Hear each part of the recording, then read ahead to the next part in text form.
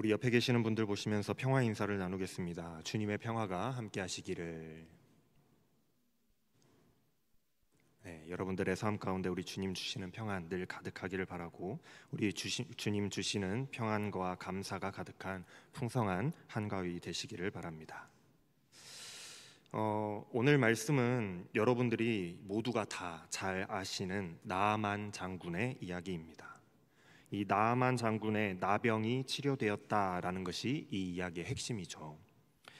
오늘의 말씀에서 나병이라고 하는 것은 생명과 이 생명이라고 하는 것과 직결되는 것이라고 생각하시면 좋겠습니다.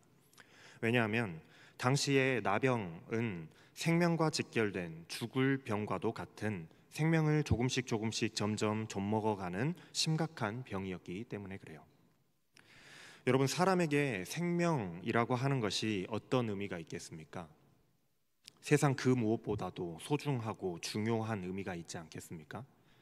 아무리 지위가 높은 사람도, 또 명성이 있는 사람도, 지식이 있는 사람도, 또 부자도, 이 모두가 생명이 없으면 아무런 쓸데없는 것이 되어버리고 말겠죠. 그래서 생명을 살리는 의사라는 직업은 참 특별한 역할인 것입니다. 하지만 의사도 만능은 아니에요. 의사가 이 생명의 주인은 아니기 때문에 모든 생명을 다 살릴 수는 없죠. 그냥 치료하려고 노력할 뿐이에요. 그렇다면 여러분, 생명의 주인은 누구일까요? 단순히 생명이라고 하는 것에 국한된 것이 아니라, 사람이 죽고 사는 것에 국한된 것이 아니라, 우리가 생각을 조금 더 확장시켜서 우리가 인생을 살아가면서 겪게 되는 여러 가지 질병들, 또한 문제들, 해결 불가능한 일들 또한 생명이라고 생각할 수 있습니다. 사람의 생명뿐만이 아니라 해결되지 않는 질병들, 또 문제들, 또 해결 불가능한 모든 일들을 이 생명과 연관시킬 수 있다라는 거예요. 사람이 살아가다 보면은 고칠 수 없는 불치병 같은 그런 질병들에 시달리기도 합니다. 내가 내 몸을 마음대로 할 수 없고, 또 너무나 극심한 고통에 시달리다 보면 사람은 그런 생각을 해요. 차라리 죽고 싶다. 또 너무나 심각한 스트레스와 여러 가지 문제들에 시달리다 보면은 또한 같은 생각을 합니다. 차라리 생명을 포기하고 싶다. 그런 생각을 하게 돼요. 그래서 사람은 극심한 고통과 스트레스에 시달리다 못해서 스스로 목숨을 끊는 그런 사람들을 우리는 뉴스를 통해서 너무나 자주 봅니다. 얼마나 견디기 힘들고 고통스러웠으면 가장 소중한 그 생명까지도 내려놓을 각오를 하게 되었을까요? 이처럼 우리가 해결하지 못하는 그 질병의 고통들, 또 우리가 겪고 있는 여러 가지의 고통의 문제들, 그리고 우리가 해결할 수 없는 여러 가지 직면한 문제들, 즉 이 생명에 관한 실마리를 우리가 어디에서 찾을 수 있을까? 어떻게 해결할 수 있을까요? 과연 이 생명이라고 하는 것의 주인이 누구인가를 아는 것이 이 생명에 관한 모든 문제의 해결의 시작이 됩니다. 오늘 이 나아만의 이야기는 그 이야기를 하고 있는 거예요. 생명의 주인이 도대체 누구이신가? 그리고 그 생명의 주인이 누구이신지를 알게 된다면 어떻게 되는가에 대해서 우리에게 알려주고 있어요. 그 말씀을 하고 있는 겁니다.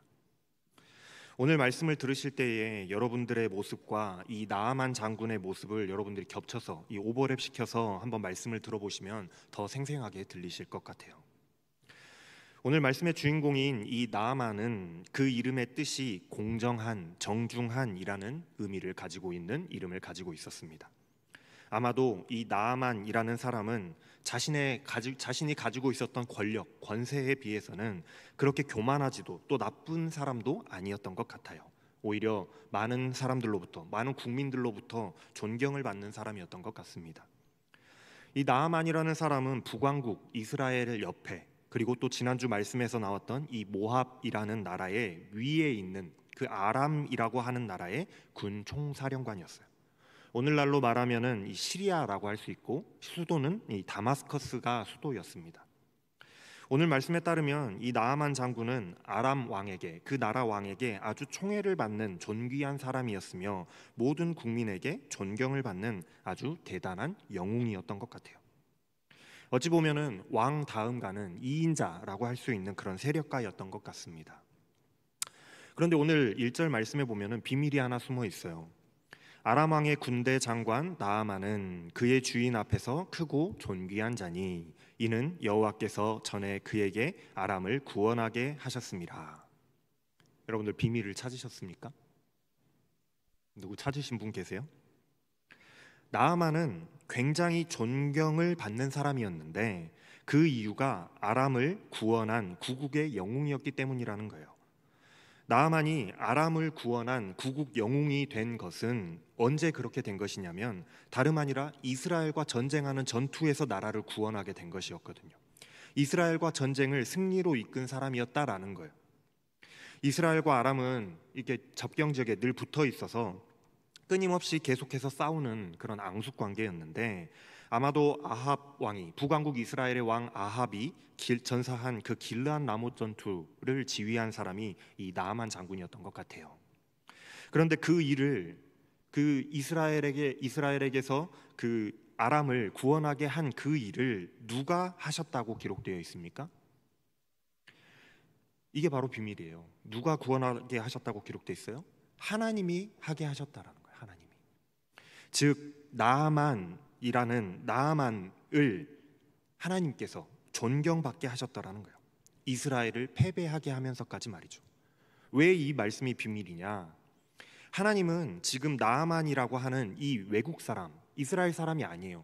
이방 사람을 이 사람을 구원하시고자 그때부터 이미 준비하시고 역사하고 계셨음을 말씀이 우리에게 알려주고 싶어 하기 때문입니다. 이방인일 뿐인 나아만이 모든 사람들로부터 존경을 받게 되었던 것부터 시작해서 하나님께서는 이 나아만을 구원하고자 계획하셨던 거예요. 놀랍죠? 오늘 말씀은 이 나아만이라는 사람이 나다라고 생각하고 여러분들이 들으시면 더 좋을 것 같아요.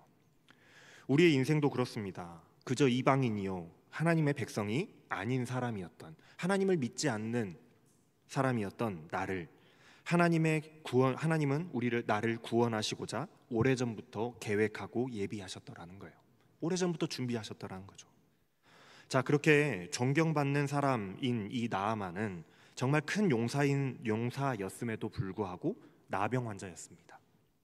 처음부터 나병 환자는 아니었겠죠. 하지만 나병에 들었어요.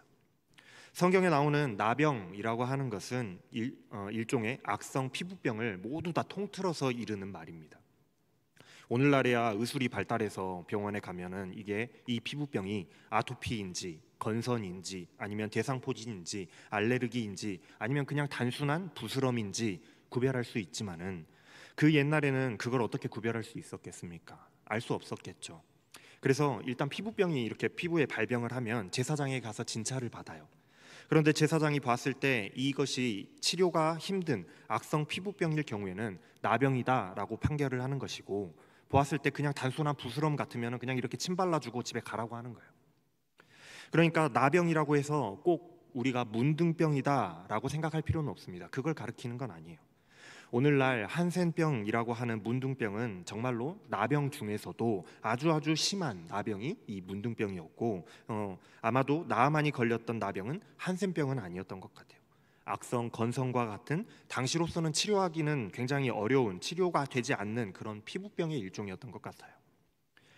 이스라엘에서는 나병에 걸리면 그 의식상 불결한 것으로 여겨졌고 사람들에게 옮길 수도 있기도 해서 하나님의 또 심판으로 여겨지기도 했고, 그래서 추방되고 격리되어서 생활해야 했으니 일상생활이 좀 불가능한 상태에 처해졌습니다. 그 정도까지는 아니라고 할지라도, 이스라엘처럼 완전히 격리시키는 것은 아니라고 할지라도 다른 고대 근동 지역 나라들에서도 이 나병이라고 하면은 사람들과 함께 할 수 없고 일상생활을 하는데 굉장히 큰 걸림돌이 되는, 장애가 되는 것이 사실이었어요. 그렇기 때문에 나아만이 굉장히 큰 영웅이었음에도 불구하고 나병에 걸렸다라는 것은 그의 일상생활이, 그의 직무 수행에 큰 걸림돌이 되는, 큰 고통을 주는 질병이었다라는 것을 우리가 이해할 수 있어요. 그런데 그런 나병 환자 나아만의 집에 전쟁에서 포로로 잡혀온 어린 이스라엘 소녀 하나가 종으로 일하고 있었습니다. 당시 문화에서 어린이고 거기다가 여자, 거기다가 전쟁의 포로로 끌려왔다라고 한다면 정말로 최하층 계급을 의미하는데 아주 미천한 사람을 뜻하는 거예요. 그런데 그 미천한 계집종에게서 나아만은 생명의 실마리를 발견하게 됩니다. 이 소녀가 자신의 주인에게 주인 어르신께서 사마리아에 계신 선지자 앞에 계셨더라면 그 나병을 고쳤을 것입니다 라고 이 한마디를 하는 거예요. 지금 고통하고 씨름하면서 고민하고 있었던 이 생명의 문제인 나병을 해결하는 방법이 있는데 그것이 바로 사마리아에 있는 선지자라는 거죠. 이 말을 조금 더 쉽게 풀어서 설명하면은, 쉽게 풀어보면은, 이스라엘 땅에 하나님의 종 선지자 엘리사가 있는데 그는 나병을 치료할 수 있습니다라는 말과 같은 거예요. 다시 이 말을 조금 더 쉽게 더 풀어서 여러분들에게 설명을 드리면은, 선지자는 하나님의 대리자를 의미하잖아요. 그러니까 선지자는 하나님의 대리자를 의미하니까 당신이 하나님 앞에 서 계셨더라면 나병을 치료하고 생명을 얻을 수 있었을 텐데 아쉽습니다. 이 말을 하고 있는 것과 같은 거예요. 이 작은 그 어린 소녀가 아무런 지위도 없고 아무런 배움도 없는 이 작은 전쟁 포로가 하나님에 대한 생명의 주인에 대한 지식을 알고 있고 믿고 있고 알려주고 있는 거예요. 여러분, 오늘 말씀에서는 사람이 두 부류로 나뉩니다. 아니, 그냥 모든 사람이 그냥 두 부류로 나뉘어요. 하나님을 아는 자와 하나님을 모르는 자, 생명의 주인을 아는 자와 생명의 주인이 누구인지조차 모르는 자, 이 두 가지로 사람은 나뉩니다. 모든 문제와 생명의 주인이 누구인지를 아는 자는, 아는 사람은 그 생명의 주인 앞에 서려고 할 것이고 서게 될 것이고, 그렇다면 그 모든 문제와 죽음의 문제는 해결될 것인데 그것을 모르는 사람은 방법이 없는 거예요. 어떻게 해야 될지 알지 못하는 거죠. 그래서 평생을 그것을 찾아 헤매게 되는 겁니다. 그런 인생이 되는 거예요. 그런데 이 작은 소녀가 그 진리의 말씀을 알고 있고 믿고 있고 자신의 주인에게 말해주는 거죠. 그것도, 그 작은 소녀도 이 나아만의 집에 있는 이 작은 소녀가요, 나아만의 집에 있었다는 거예요. 하나님의 계획이 놀랍지 않습니까? 이 나아만을 구원하고자 하는 하나님의 계획이 다 예비되어 있었던 거예요. 여러분, 세상의 이야기는 대단한 사람들의 이야기로 채워집니다. 영웅의 이야기, 또 엄청난 업적들의 이야기가 사람들 사이에서 이야기되어지고 회자되어지죠. 사람들은 그런 이야기에 더 관심을 갖고 귀를 기울여요. 그런데 하나님의 복음의 이야기, 생명의 이야기는 이런 작은 자를 통해서 들려지는 거예요. 누가 이런 작은 소녀의 말에 귀를 기울였겠습니까? 그런데 나아만은 이 작은 소녀의 말에 귀를 기울였어요. 물론 너무나도 절박한 마음 때문에 지푸라기라도 잡고 싶은 심정으로 귀를 기울였겠지만은, 나아만의 그 이름답게 굉장히 정중한 사람이 아니었다라고 한다면, 매우 교만한 사람이었다라고, 나만이 교만한 사람이었다고 한다면 절대로 듣지 않고 지나쳤을 그런 작은 자의 말이었다라는 거죠. 복음은 이렇게 듣는 자에게 역사하는 거예요. 들어야 역사가 일어나는 겁니다. 모든 문제의 해결과 생명이 하나님께 있음을 아는 이 작은 소녀 한 사람으로 인하여서 나아만이 가지고 있었던 그 인생의 문제들, 생명의 문제들이 하나씩 풀려나가기 시작해요. 여러분들 기억하시길 바랍니다. 생명의 주인이 누구인지를 아는 것, 거기에 키가 담겨 있어요. 거기에 열쇠가 있는 겁니다. 오늘 말씀은 우리에게 이것을 말씀하고 싶어 한다라고 말씀을 드렸어요. 해결할 수 없는 인생의 문제들, 그리고 생명의 문제들에서 우리는 이것을 어떻게 해결할 수 있을까? 우리는 늘 고민합니다. 그때에 생명의 주인이 누구이신지를 우리가 알게 된다면 그때부터 우리의 인생은 바뀌는 거예요. 나아만은 하나님께서 생명의 주인이 되신다는 사실을 이 작은 소녀를 통해서 알게 됐어요. 그렇다면 이제 그의 인생이 어떻게 바뀌어 가는지에 대해서 우리가 한번 살펴봐야겠죠. 소녀의 말을 들은 나아만이 자신의 왕에게 찾아가서 이스라엘에 가면은 자신의 나병을, 나의 생명의 문제를 해결할 방법이 있다라는 사실을 아뢰입니다. 아람 왕이 흔쾌히 가보라고 허락을 해요. 거기다가 더해서 이스라엘 왕에게 친히 편지까지 써서 보내줍니다.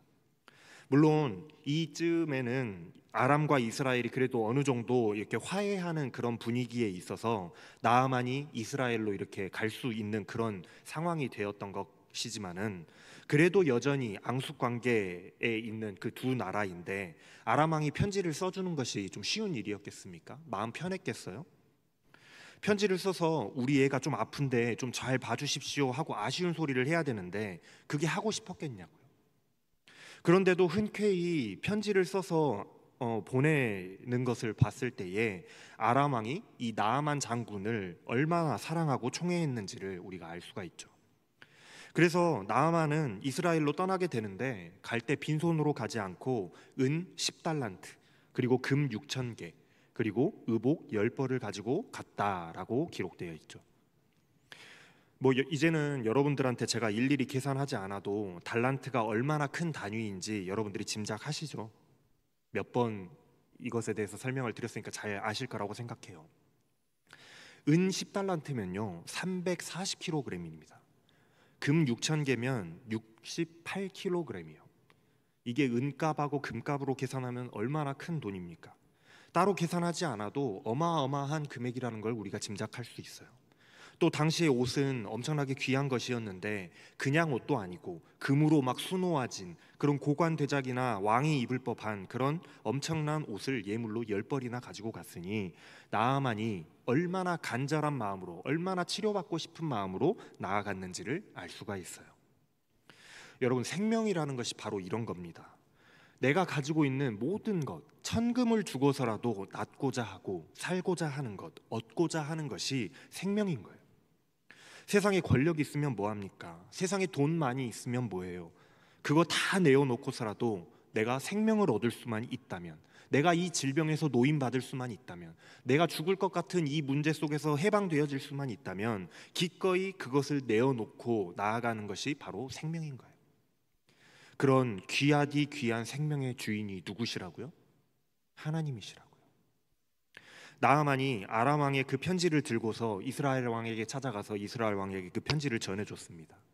그런데 이스라엘 왕이 그 편지를 이렇게 펴보고는 골치가 아파지고 화가 나고 그랬어요. 왜냐하면 그 편지에 기록되어 있기를 우리 아픈 자식을 보내니 좀 고쳐주소서 이렇게 기록되어 있는 거예요. 아마 아람 왕은 그래도 정중하게 부탁한다고 생각하고 부탁하는 편지를 썼을 겁니다. 그런데 이스라엘에 나병을 고칠 수 있는, 나병을 치료할 수 있는 선지자가 있다던데 라는 그 말을 생략해버리고 우리 나아만을 좀 고쳐주세요 라고 하고 보낸 거예요. 반대로 이 편지를 받은 이스라엘 왕 요람은 내가 무슨 하나님도 아니고 죽을 병 걸린 사람을 내가 어떻게 살리느냐 하면서 난리가 났어요. 이건 분명 의도가 있는데 이걸 빌미로 나아만을 내가 고치지 못할 거 뻔히 알면서 이렇게 하는 것은 이걸 빌미로 전쟁을 다시 시작하자는 것이 아니냐라고 난리가 난 거예요. 아마도 이러한 반응을 봤을 때에 당시의 이스라엘보다 아람의 국력이 조금 더 우위에 있었던 것 같아요. 이스라엘 입장에서는 말도 안 되는 부탁인데도 쉽게 거절할 수 없었던 것이죠. 이스라엘 왕은요, 작은 나아만의 집에 있는 그 작은 소녀만도 못했어요. 생명의 주인이 하나님이심을 생각조차 하지 못한 거죠. 그저 불가능한 일이라고 생각하며 골치 아파하고 화내며 분을 내며 자기 옷을 찢었습니다. 왕이 옷을 찢는다라는 의미는 단순히 화가 난다라는 것을 표현하는 게 아닙니다. 국가의 재난을 상징하는 것과도 같아요. 굉장한 의미가 있는 거예요. 그때의 하나님의 사람 엘리사가 왕이 옷을 찢었다라는 그 소리를 듣고 질책을 해요.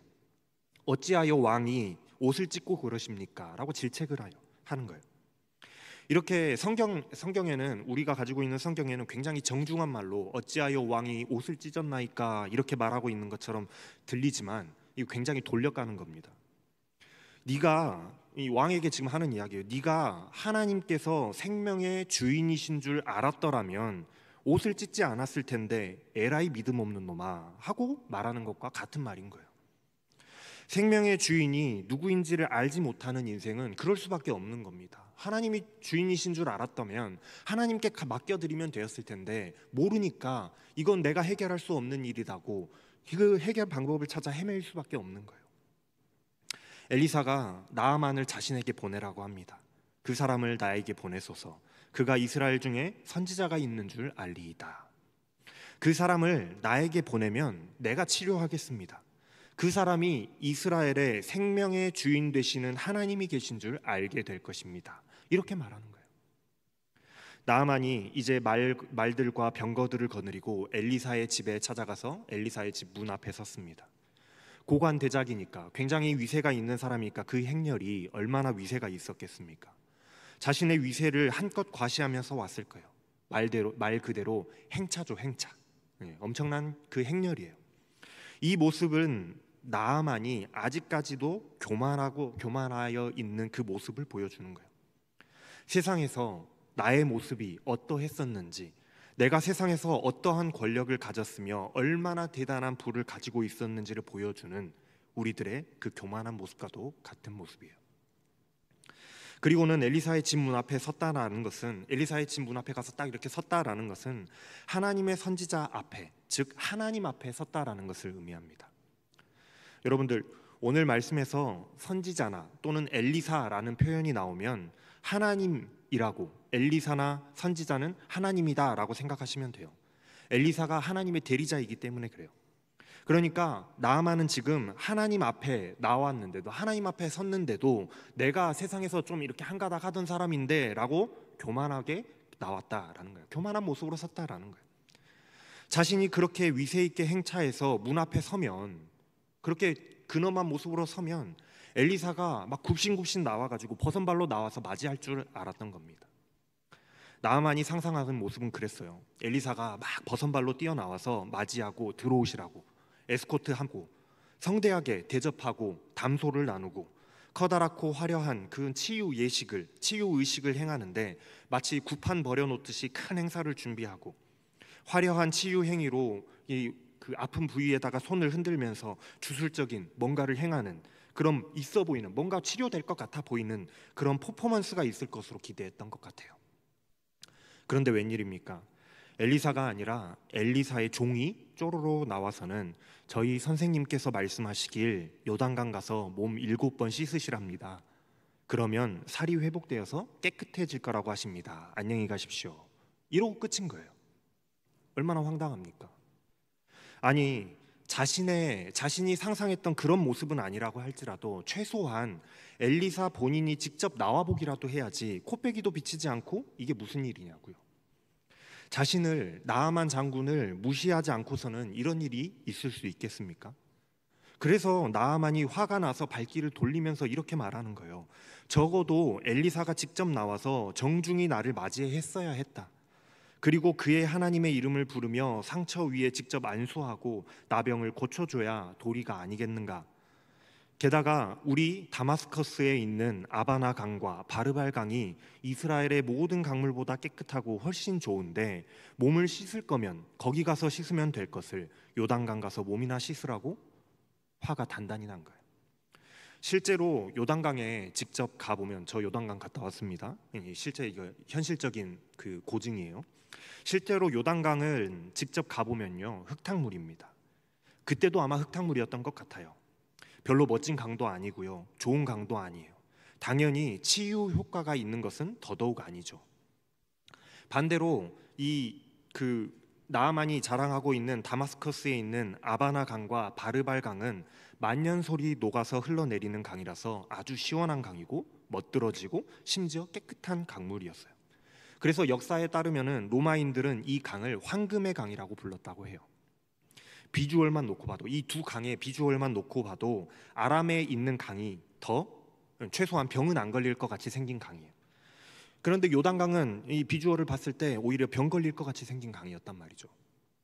제가 요단강 가서 보니까 거기서 진짜 세례식을 하는 사람들이 몸을 담그면서 그렇게 세례식을 하고 있었는데, 제가 그때 보기에도 조금 더럽다, 나는 안 들어가고 싶다라는 생각을 하기는 했었거든요. 그런데 여기서 중요한 것은 요단강이라는 그 강이 뭔가 특별한 효험이 있기 때문에 엘리사가 그곳에 가서 몸을 씻으라 하고 명령한 것이 아니었다라는 거예요. 생명의 주인 되시는 하나님의 말씀에 순종하는가 순종하지 않는가가 중요한 거예요. 과연 나아만의 자존심이, 나아만의 그 교만함이 이것을 과연 허락할 것인가가 중요한 것이죠.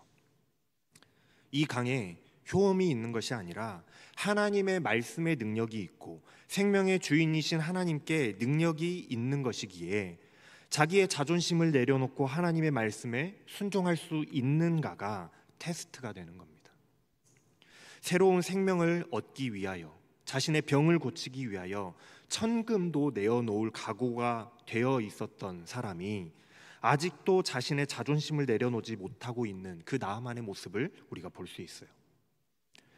여러분, 우리의 주변에, 우리가 요단강이 우리의 근처에 있으면 뭐 하겠습니까?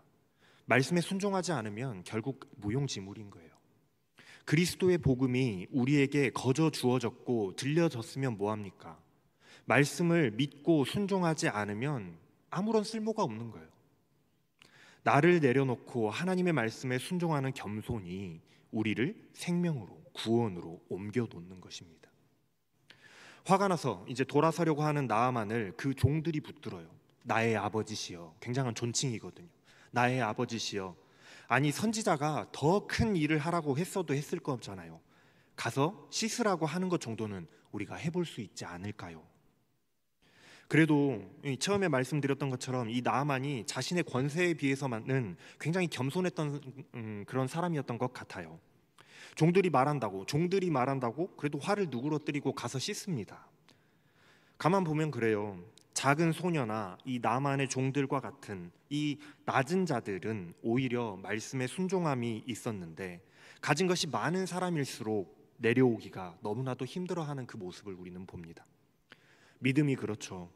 내가 가진 게 많으면 많을수록 오히려 하나님 앞에 내려놓고 하나님의 말씀에 순종하기가 왜 그렇게 힘든지 몰라요. 하지만 내려놓고 겸손히 내려가야지만, 낮은 자리로 내려가야만 역사는 일어나게 됩니다. 이에 나아만이 내려가서 씻습니다. 말씀에 내려갔다라고 기록되어 있어요. 지리적으로 요단강으로 내려갔다라는 말이 되기도 하지만, 나아만이 자신의 높음을, 자신의 고집을, 자신의 교만을 내려놓고 낮은 자리로 내려가서 순종하기로 결심했음을 의미하는 것이기도 해요. 여러분, 하나님 앞에서 겸손해지지 않으면 절대로 말씀에 우리는 순종할 수 없고, 순종하지 않으면 생명을 얻을 수 없습니다. 그런데 나아만은 결국 고집을 부리긴 했었지만 결국 하나님의 사람의 그 명령에 순종을 했어요. 내려갔습니다. 그리고 씻었어요. 그랬더니 놀라운 일이 벌어지죠. 자신을 죽음으로 내몰아 가던 그 나병이 치유됐습니다. 새로운 생명을 얻게 된 거예요. 그냥 치유가 된 정도가 아니라 어린아이의 살결처럼 새 살로 변했더라는 거예요. 요즘은 생명 정도가 아니라 그냥 피부 관리 하나 받는 데에도 천문학적인 금액을 쏟아붓는데, 우리 여자분들 피부과 가면 엄청나게 돈 깨지잖아요. 근데 나아만은요, 로또 맞았습니다. 애기 피부같이 됐대요. 아기의 피부같이 됐답니다. 너무 부럽지 않습니까? 그때 나아만이 어떻겠습니까? 너무나도 신이 났겠죠. 나아만은 그 즉시 호들갑을 떨면서 자기의 군대 수행원들을 다 데리고 하나님의 사람 앞으로 돌아와서 엘리사 앞에 섰습니다. 하나님께 은혜를 입었음에도 은혜를 모르는 자들이 있어요. 예수님께 고침받았던 10명의 나병 환자들이 있었습니다. 그런데 그들은 자신들을 고통스럽게 하던 그 질병을 고침받자 각자의 길로 가버렸어요. 은혜를 모르는 자들이었죠. 오직 한 사람만이 주님께 돌아와서 감사 표현을 했어요. 그때에 예수님께서 그 한 사람에게 물으십니다. 나머지 9은 어디 갔느냐고요. 하나님께 은혜를 받았으나 은혜를 모르는 자들이 너무나도 많습니다. 그러나 나아만은 자신이 고침을 받자마자 서둘러서 하나님 앞으로 돌아왔어요. 하나님의 은혜를 깨닫는 자들은 하나님 앞으로 돌아오게 됩니다. 이 나아만처럼 말이에요. 비록 이방인이지만, 비록 우상 숭배자였지만 너무나도 대견하다라는 생각이 들어요. 그리고 나아만은 이제 하나님 앞에 서서, 다시 하나님 앞으로 돌아와 하나님 앞에 서서 고백하고 결단하기 시작합니다. 내가 이제야 온 세계 위에 이스라엘 밖에는 하나님이 계시지 않다는 것을 알게 되었나이다. 나아만의 고백이에요. 하나님만이 유일하신 하나님이라는 사실을 깨닫게 되었다라는 거예요. 생명의 주인이 하나님이시라는 사실을 깨닫게 되었다라고 믿음의 고백을 하게 됩니다. 나아만이 완전히 변했죠. 나아만은 죽음으로 고통받고 있었지만은 작은 소녀로부터 복음을 들었고, 비록 교만함으로 나아왔지만 주님 앞에서 자신을 내려놓고 겸손함으로 말씀에 순종했을 때에 새로운 생명을 얻게 되었습니다. 생명의 주인이신 하나님을 깨닫게 됐어요. 그때에 생명의 주인이 누구인가를 깨닫게 되었을 때에 이 사람에게 어떤 변화가 일어났는가? 바로 하나님을 믿게 되는 놀라운 구원의 역사가 이 나아만이라는 사람에게 일어나게 된 것입니다. 그래서 오늘 말씀의 제목이요, 나아만의 구원인 거예요. 나아만의 치료가 아니라. 마치 베드로가 주는 그리스도시요 살아계신 하나님의 아들이십니다 라고 고백했던 것과 같이 이제 새로운 생명을 얻게 된 하나님의 백성이 된 이 나아만은 입술로 고백합니다. 온 세계 위에 하나님만이 유일하신 하나님이십니다. 그것을 나는 오늘 깨닫게 되었습니다. 하나님께서 이 나아만을 구원하시려는 계획이 그 예전부터 준비되었고 예비하셨던 그 계획이 이제 완성되고 성취되었던 거예요. 나아만이 하나님을 믿는 그 하나님의 자녀로 자신의 입술로 믿음을 고백하며 개종하게 됐어요. 얼마나 멋집니까? 너무 멋있지 않나요? 그리고는 그 은혜가 너무나도 감사해서 하나님께서 나를 구원해 주시고 새 생명을 나에게 주신 것이 너무나도 감사하고 감격하여서 어떻게든지 자기가 예비하여서 준비하여서 가지고 왔던 그 예물을 드리려고 받아주시라고, 제발 좀 받아주시라고 간구하는 거예요. 하나님의 은혜를 경험하고 나니 이제는 자신의 그 모든 것, 재물까지도 다 내어놓고 하나님 한 분만으로 만족하는 인생으로 변화되었음을 알 수 있어요.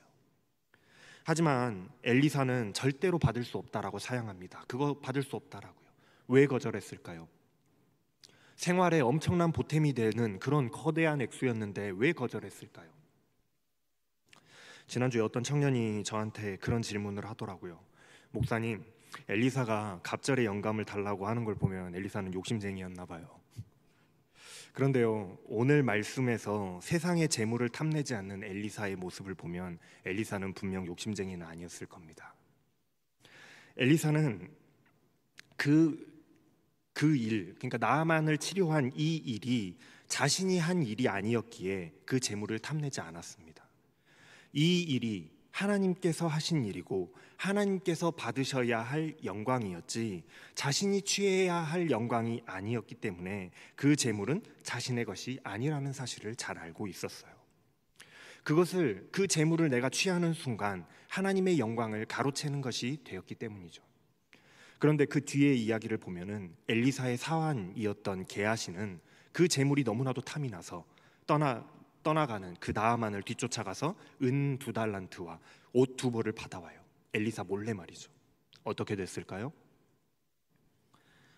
집에 가서 읽어보시길 바랍니다.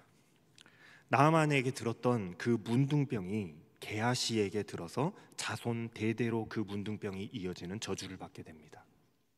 하나님의 것을 탐하면 죽게 되는 거예요. 다시 나아만의 이야기로 돌아와서 예물을 한사코 거절하는 이 엘리사 때문에 나아만은 예물 드리기를 포기하고 한 가지 요청을 합니다. 정 그러시다면 저에게 나귀 2마리에다가 실을 만큼의 흙을 당신의 종인 저에게 좀 내어주십시오. 그러면 좋겠습니다. 고대 근동지방에서는요, 신이라고 하는 존재가 각 나라에 속해 있다라고 믿었습니다. 그래서 전쟁은 각 나라의 신들의 싸움이다라고 말씀을 드렸었잖아요. 당시에 사람들은 신이 어떤 영토나 그 땅에 속해 있다라고 생각을 했어요. 그렇기 때문에 나아만은 이스라엘의 그 흙을 자기 집으로 가지고 가고 싶어 죽겠는 거예요. 이게 무슨 말인지 아세요? 무슨 말인지 이해가 되십니까? 나아만이요, 자신의 집으로 하나님을 모시고 가고 싶어 했더라는 말이에요. 우리 집으로 하나님을 좀 모시고 가고 싶으니 흙을 좀 2포대만, 2나귀의 실을 만큼만 좀 주십시오. 너무 멋있지 않나요? 이어서 나아만이 말합니다. 어른의 종인 저는 이제부터 하나님 외에는 다른 신들에게 번제나 희생제사를 드리지 않을 것입니다. 엘리사에게 화가 났던 것, 또 서운했던 것, 이제는 온데간데 없어요. 극존칭 어르신의 종, 극존칭으로 높여 부르고 있을 뿐만이 아니라 이방인이요 우상 숭배자였던 사람이 이제로부터는 하나님 외에는 어떠한 신도 내가 섬기지 아니하겠노라고 결단하고 있어요. 아람이라는 우상 숭배 소굴에 사는 심지어 고위 관료가 이렇게 결단하기는 쉽지 않았을 겁니다. 그냥 세상 물정 모르고 입 밖으로 입으로만 내뱉는 입 빨린 말이 절대 아니었다라는 거예요. 이어지는 말씀을 보면 그가 얼마나 큰 결단을 했는지 우리는 알 수 있습니다.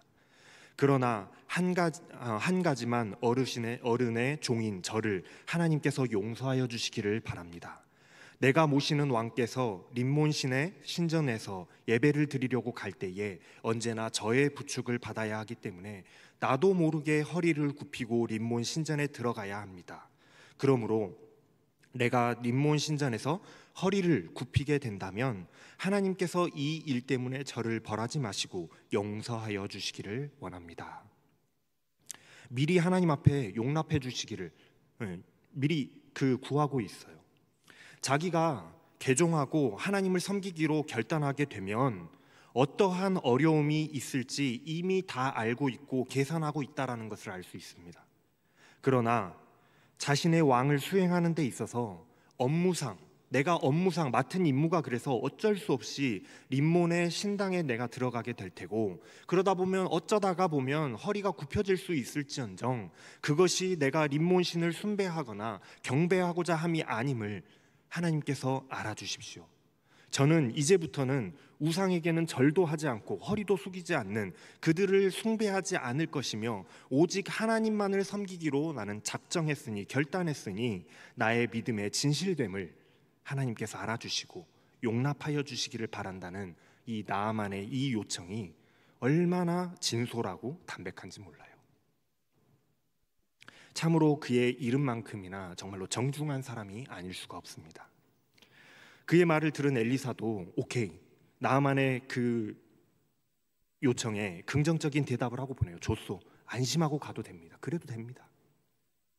여러분, 오늘 말씀에서 나아만이라고 하는 이 한 사람의 인간이 하나님의 자녀로 거듭나는 과정을, 구원받는 과정을 우리는 아주 속속들이 볼 수가 있습니다. 마치 하나님께서 오래전부터 계획해 놓으시고 그 계획에 따라서 우리가 하나님께 택함을 받고 부르심을 받아서 하나님의 자녀로 거듭나는 과정을 이 나아만을 통해서 보는 것 같아요.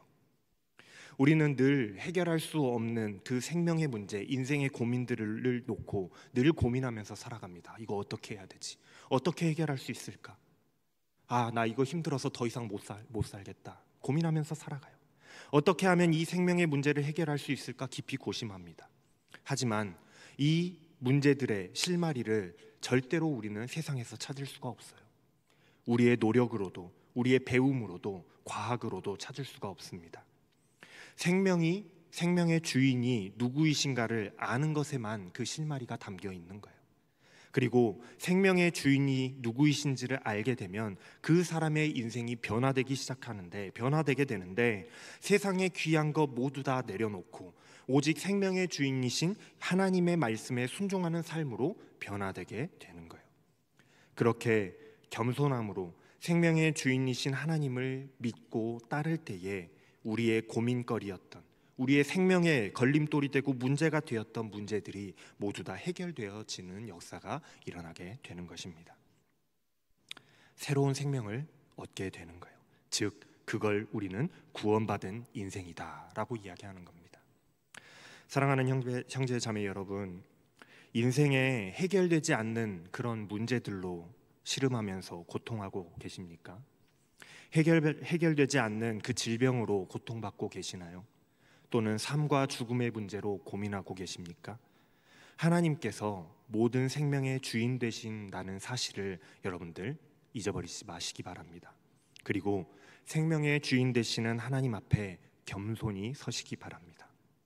생명의 주인 되시는 하나님의 말씀에 우리가 겸손히 순종할 때에, 믿음으로 나아갈 때에 우리는 나를 괴롭게 하던 그 사망의 문제로부터 벗어나서 하나님께서 약속하시고 새롭게 하실 그 새 생명으로 다시 태어나는 구원을 얻게 될 것입니다.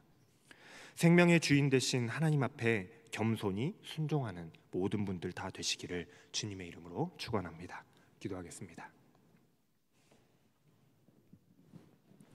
생명의 주인 되시는 하나님, 해결되지 않는 그 문제들로, 또 고쳐지지 않는 질병들로 죽음의 문턱을 넘나들며 해결책을 찾아 헤매이던 우리들을 생명으로 구원하시고자 오래전부터 예비하시고 계획하셔서 복음을 듣게 하시고 생명의 주인이 하나님이심을 깨닫게 하시고 그 앞에서 순종하며 믿음으로 따르며 살아가게 하시니 너무나도 감사합니다. 나아만 장군처럼 생명의 주인이 누구인지 알지 못했을 때에는 나의 지위와 권세와 부를 뽐내며 교만한 삶을 살았지만은 참 생명의 주인이신 하나님 앞에 섰을 때에 하나님만이 유일한 생명의 주인이심을 깨닫는 자들 되게 하여 주셔서 겸손히 나를 내려놓고 하나님의 말씀에 순종함으로 생명의 문제를 해결받는 자들 다 되게 하여 주시옵소서. 감사를 드리며 우리 주 예수 그리스도의 이름으로 기도합니다. 아멘. 다 같이 일어나셔서